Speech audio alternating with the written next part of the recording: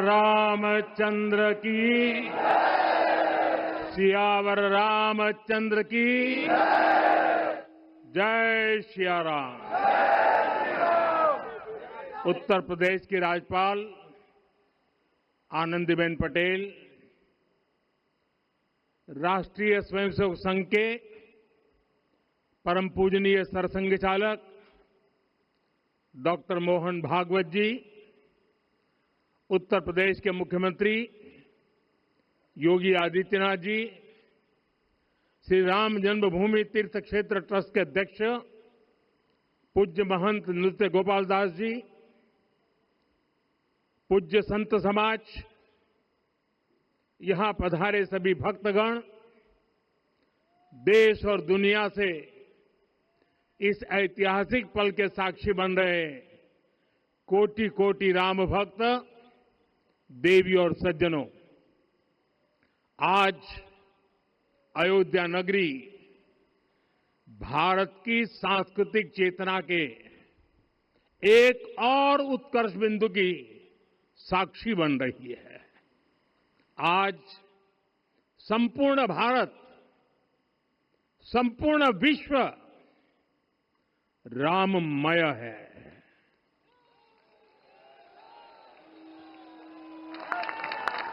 हर राम भक्त के हृदय में अद्वितीय संतोष है, असीम कृतज्ञता है, अपार अलौकिक आनंद है। सदियों के घाव भर रहे हैं,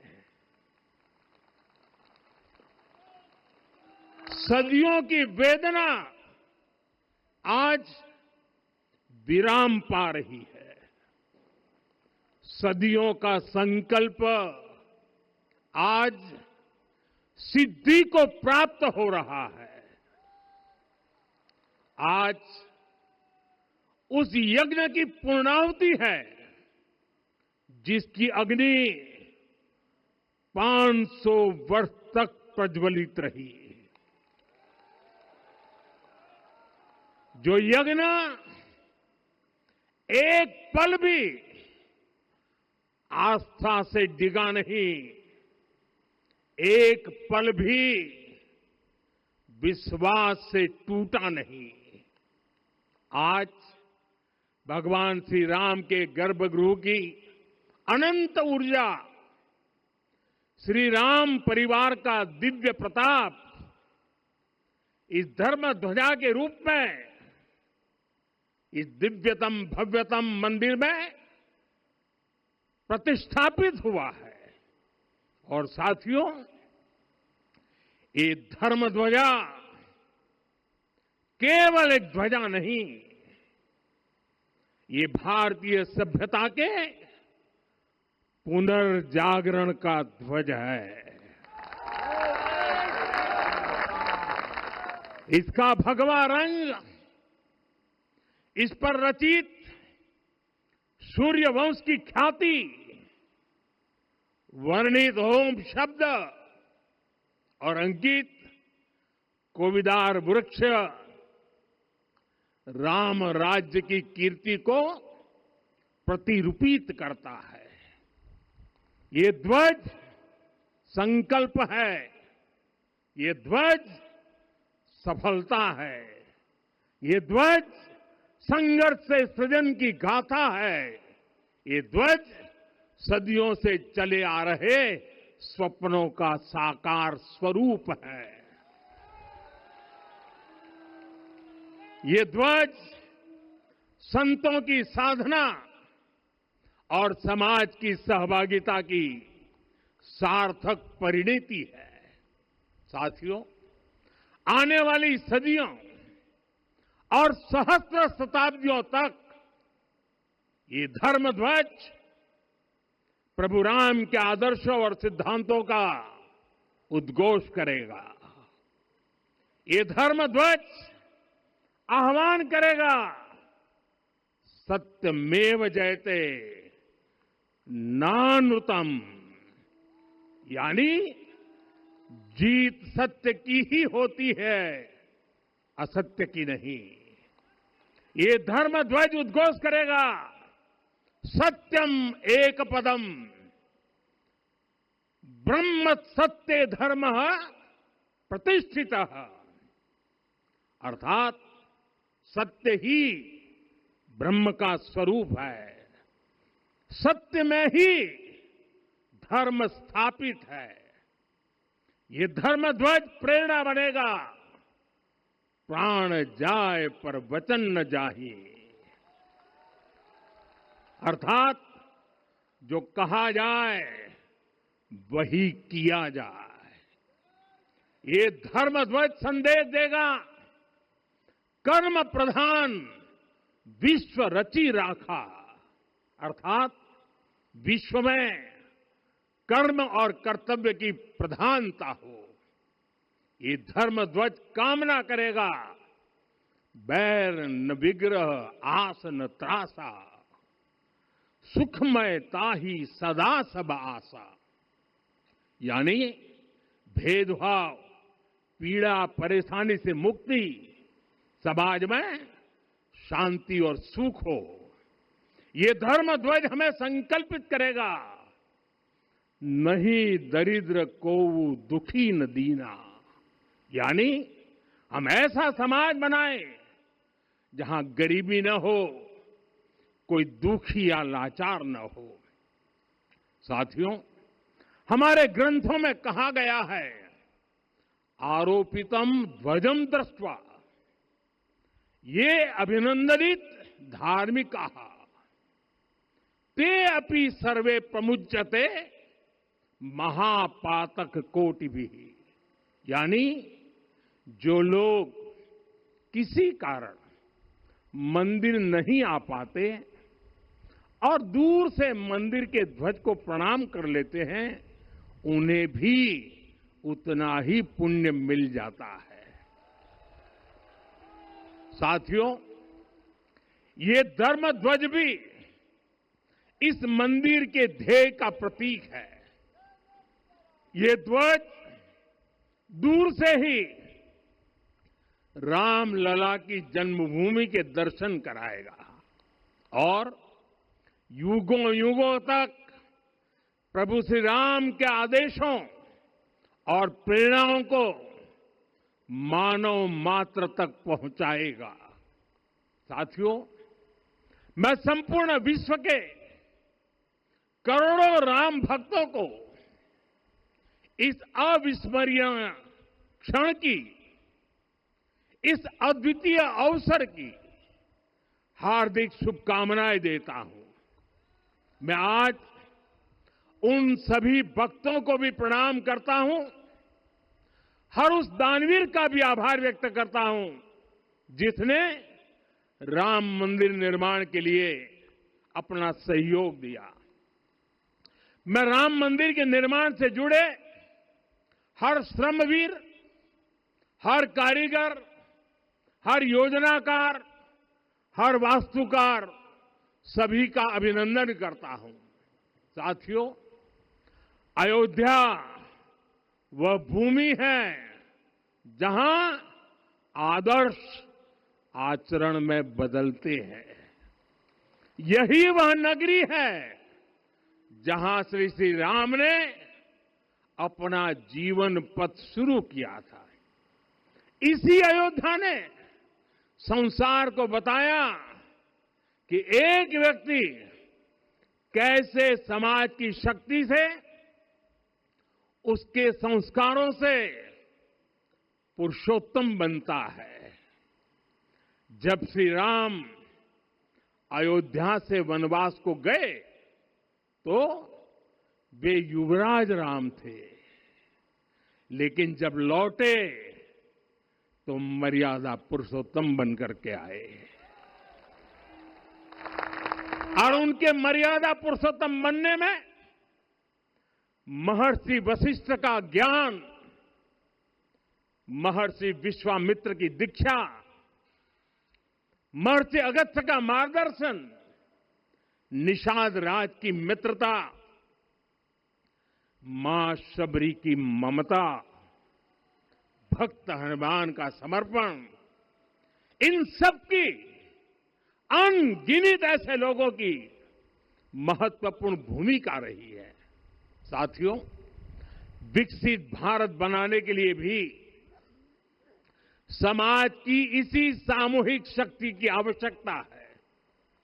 मुझे बहुत खुशी है कि राम मंदिर का दिव्य प्रांगण भारत के सामूहिक सामर्थ्य की भी चेतना स्थली बन रहा है। यहां 7 मंदिर बने हैं। यहां माता शबरी का मंदिर बना है, जो जनजातीय समाज के प्रेम भाव और आतिथ्य परंपरा की प्रतिमूर्ति है। यहां निषादराज का मंदिर बना है। ये उस मित्रता का साक्षी है जो साधन नहीं, साध्य को, उसकी भावना को पूजती है। यहां एक ही स्थान पर माता अहिल्या है, महर्षि वाल्मीकि है, महर्षि वशिष्ठ है, महर्षि विश्वामित्र है, महर्षि अगस्त्य है और संत तुलसीदास है। रामलला के साथ साथ इन सभी ऋषियों के दर्शन भी यहीं पर होते हैं। यहां जटायु जी और गिलहरी की मूर्तियां भी है, जो बड़े संकल्पों की सिद्धि के लिए हर छोटे से छोटे प्रयास के महत्व को दिखाती है। मैं आज हर देशवासी से कहूंगा कि वो जब भी राम मंदिर आए तो सप्त मंदिर के दर्शन भी अवश्य करें। ये मंदिर हमारी आस्था के साथ साथ मित्रता, कर्तव्य और सामाजिक सद्भाव के मूल्यों को भी शक्ति देते हैं। साथियों, हम सब जानते हैं, हमारे राम भेद से नहीं, भाव से जुड़ते हैं। उनके लिए व्यक्ति का कुल नहीं, उसकी भक्ति महत्वपूर्ण है। उन्हें वंश नहीं, मूल्य प्रिय है। उन्हें शक्ति नहीं, सहयोग महान लगता है। आज हम भी उसी भावना से आगे बढ़ रहे हैं। पिछले 11 वर्षों में महिला, दलित, पिछड़े, अति पिछड़े, आदिवासी, वंचित, किसान, श्रमिक, युवा, हर वर्ग को विकास के केंद्र में रखा गया है। जब देश का हर व्यक्ति, हर वर्ग, हर क्षेत्र सशक्त होगा, तब संकल्प की सिद्धि में सबका प्रयास लगेगा और सबके प्रयास से ही 2047 जब देश आजादी के 100 साल मनाएगा, हमें 2047 तक विकसित भारत का निर्माण करना ही होगा। साथियों, रामलला की प्राण प्रतिष्ठा के ऐतिहासिक अवसर पर मैंने राम से राष्ट्र के संकल्प की चर्चा की थी। मैंने कहा था कि हमें आने वाले 1000 वर्षों के लिए भारत की नींव मजबूत करनी है।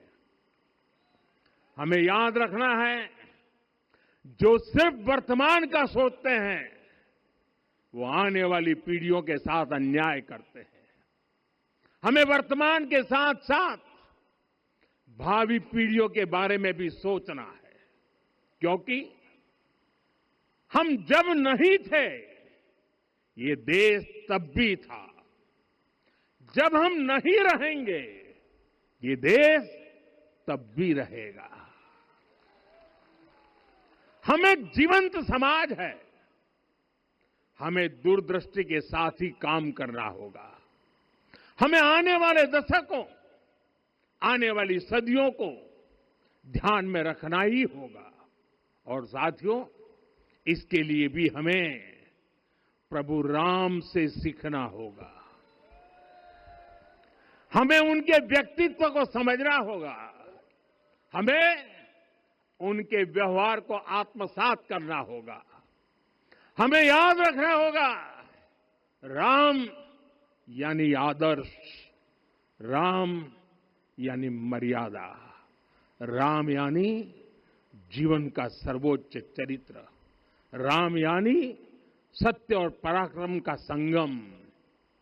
दिव्य गुणे शक्र समो रामः सत्य पराक्रमः।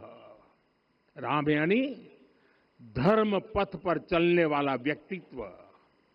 रामः सत्पुरुषो लोके सत्यः सत्यपरायणः। राम यानी जनता के सुख को सर्वोपरि रखना, प्रजा सुखत्वे चंद्रस्य। राम यानी धर्म और क्षमा का दरिया। वसुधाया क्षमा गुणे है। राम यानी ज्ञान और विवेक की पराकाष्ठा। बुद्ध या बृहस्पति तुल्य। राम यानी कोमलता में दृढ़ता। मृदु पूर्वज भाषते। राम यानी कृतज्ञता का सर्वोच्च उदाहरण। कदाचन नोपकारेण कृति नैकेन तुष्यति। राम यानी श्रेष्ठ संगति का चयन। शीला वृद्धे ज्ञान वृद्धे वयोवृद्धे च सज्जनै। राम यानी विनम्रता में महाबल। वीर्यवान च वीर्येण महता स्वेन विस्मितः। राम यानी सत्य का अडिग संकल्प। न च अनुत्र कथो विद्वान। राम यानी जागरूक, अनुशासित और निष्कपट मन। निस्तिंद्र अपम्रत च स्वदोष परदोषवित।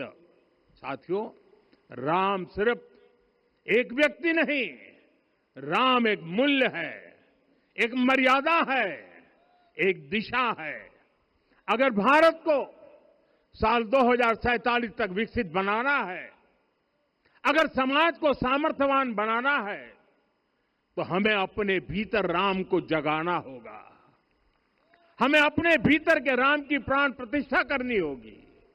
और इस संकल्प के लिए आज से बेहतर दिन और क्या हो सकता है।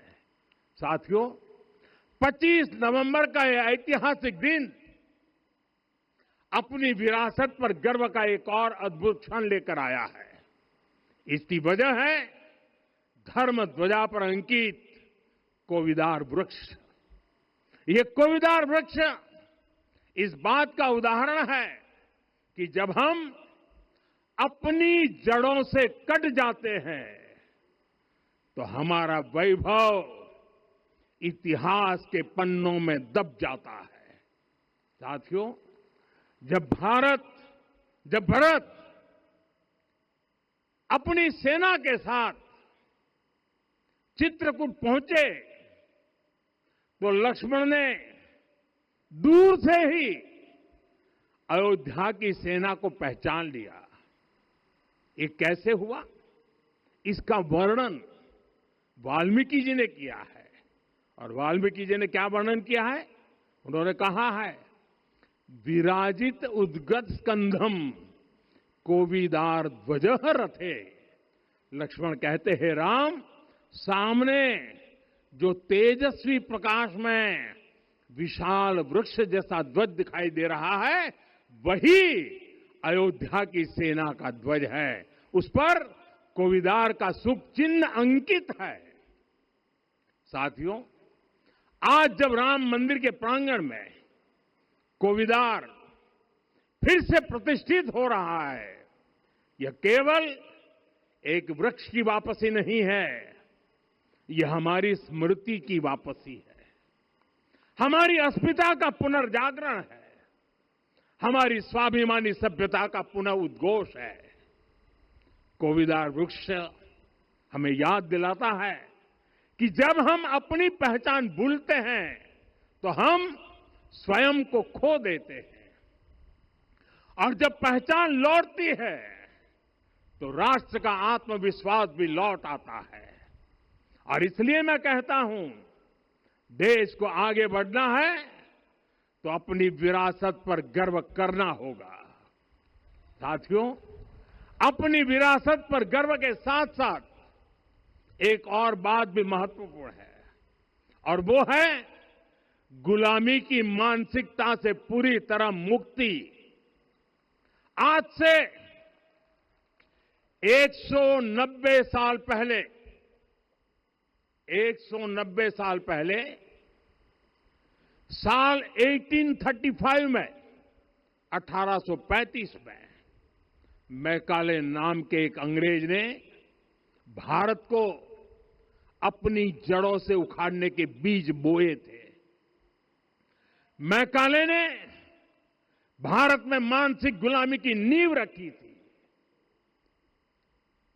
10 साल बाद यानी 2035 में उस अपवित्र घटना को 200 वर्ष पूरे हो रहे हैं।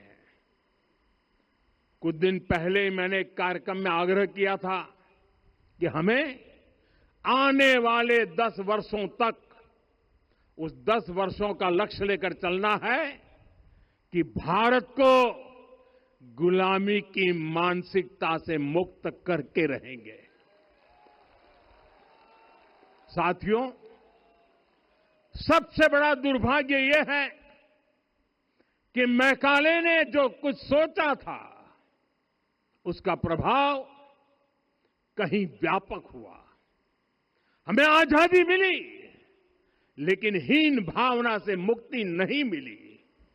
हमारे यहां एक विकार आ गया कि विदेश की हर चीज, हर व्यवस्था अच्छी है और जो हमारी अपनी चीजें हैं उनमें खोट ही खोट है। साथियों, गुलामी की यही मानसिकता है जिसने लगातार यह स्थापित किया। हमने विदेशों से लोकतंत्र लिया। कहा गया कि हमारा संविधान भी विदेश से प्रेरित है, जबकि सच ये है कि भारत लोकतंत्र की जननी है, मदर ऑफ डेमोक्रेसी है। लोकतंत्र हमारे डीएनए में है।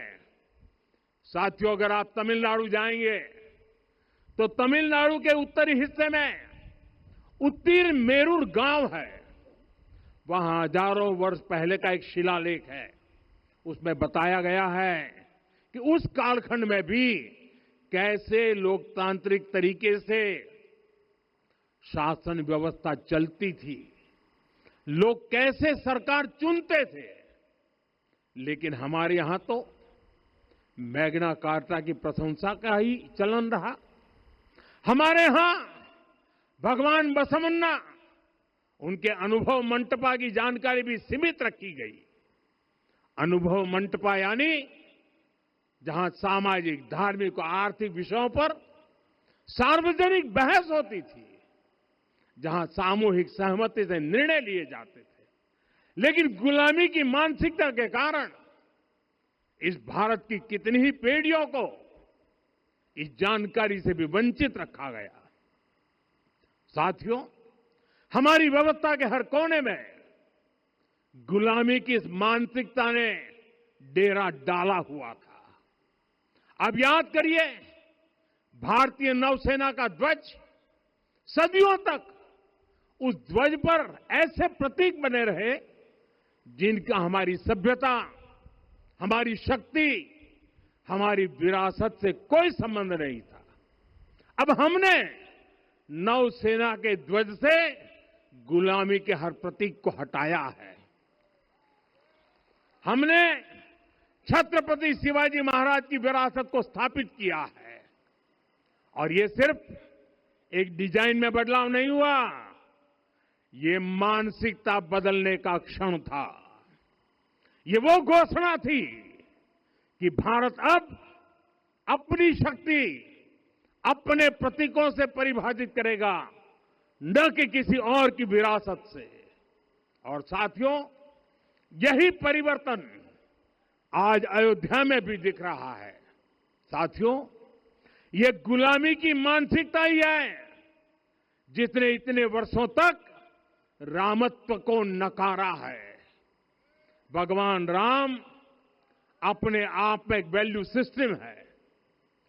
ओरछा के राजा राम से लेकर रामेश्वरम के भक्त राम तक और शबरी के प्रभु राम से लेकर मिथिला के पाहुन राम जी तक भारत के हर घर में, हर भारतीय के मन में और भारतवर्ष के हर कण कण में राम है।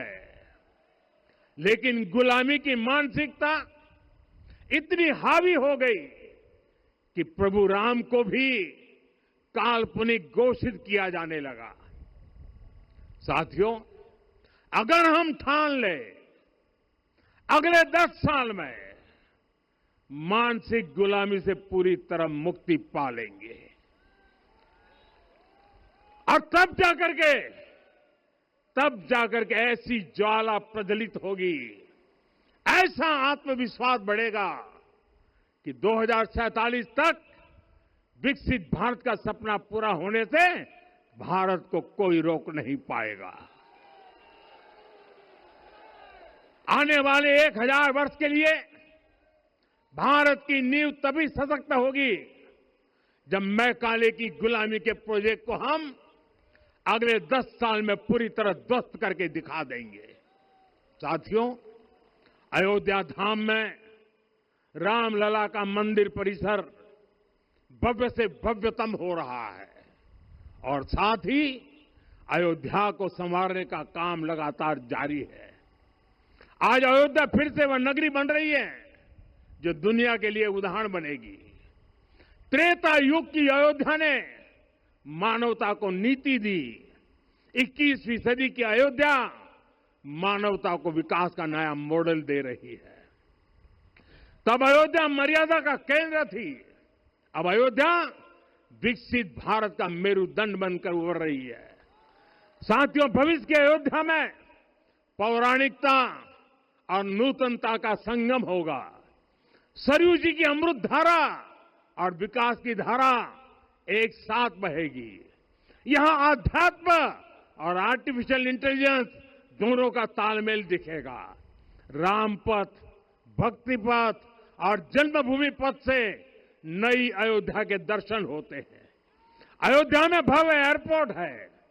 अयोध्या में आज शानदार रेलवे स्टेशन है। वंदे भारत और अमृत भारत एक्सप्रेस जैसी ट्रेनें अयोध्या को बाकी देश से जोड़ रही हैं। अयोध्या वासियों को सुविधाएं मिले, उनके जीवन में समृद्धि आए, इसके लिए निरंतर काम चल रहा है। साथियों, जब से प्राण प्रतिष्ठा हुई है तब से लेकर आज तक करीब करीब 45 करोड़ श्रद्धालु यहां दर्शन के लिए आ चुके हैं। ये वो पवित्र भूमि है जहां 45 करोड़ लोगों के चरण रज पड़े हैं और इससे अयोध्या और आसपास के लोगों की आय में आर्थिक परिवर्तन आया है, वृद्धि हुई है। कभी अयोध्या विकास के पैमानों में बहुत पीछे थी, आज अयोध्या नगरी यूपी के अग्रणी शहरों में से एक बन रही है। साथियों, 21वीं सदी का आने वाला समय बहुत महत्वपूर्ण है। आजादी के बाद के 70 साल में भारत विश्व की 11वीं सबसे बड़ी अर्थव्यवस्था बना। 70 साल में 11वीं। लेकिन पिछले 11 साल में ही भारत विश्व की 5वीं सबसे बड़ी अर्थव्यवस्था बन चुका है। और वो दिन दूर नहीं जब भारत विश्व की 3री सबसे बड़ी अर्थव्यवस्था भी बन जाएगा। आने वाला समय नए अवसरों का है, नई संभावनाओं का है और इस अहम कालखंड में भी भगवान राम के विचार ही हमारी प्रेरणा बनेंगे। जब श्री राम के सामने रावण विजय जैसा विशाल लक्ष्य था, तब उन्होंने कहा था, सौरज धीरज ते ही रथ चाका, सत्यशील दृढ़ ध्वज पताका।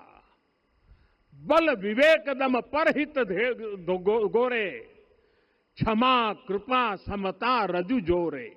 यानी रावण पर विजय पाने के लिए जो रथ चाहिए, शौर्य और धैर्य उसके पहिए हैं, उसकी ध्वजा सत्य और अच्छे आचरण की है, बल विवेक संयम और परोपकार इस रथ के घोड़े हैं। लगाम के रूप में क्षमा दया और समता है जो रथ को सही दिशा में रखते हैं। साथियों, विकसित भारत की यात्रा को गति देने के लिए ऐसा ही रथ चाहिए, ऐसा रथ जिसके पहिए शौर्य और धैर्य हो, यानी चुनौतियों से टकराने का साहस भी हो और परिणाम आने तक दृढ़ता से डटे रहने का धैर्य भी हो। ऐसा रथ जिसकी ध्वजा सत्य और सर्वोच्च आचरण हो, यानी नीति नियत और नैतिकता से समझौता कभी न हो। ऐसा रथ जिसके घोड़े बल विवेक संयम और परोपकार हो, यानी शक्ति भी हो बुद्धि भी हो अनुशासन भी हो और दूसरों के हित का भाव भी हो। ऐसा रथ जिसकी लगाम क्षमा करुणा और संभाव हो, यानी जहां सफलता का अहंकार नहीं और असफलता में भी दूसरों के प्रति सम्मान बना रहे। और इसलिए मैं आदरपूर्वक कहता हूं, ये पल कंधे से कंधा मिलाने का है, ये पल गति बढ़ाने का है। हमें वो भारत बनाना है जो राम राज्य से प्रेरित हो, और ये तभी संभव है जब स्वयं हित से पहले देश हित होगा, जब राष्ट्र हित सर्वोपरि रहेगा। एक बार फिर आप सभी को बहुत बहुत शुभकामनाएं देता हूं। जय सिया राम, जय सिया राम, जय सिया राम।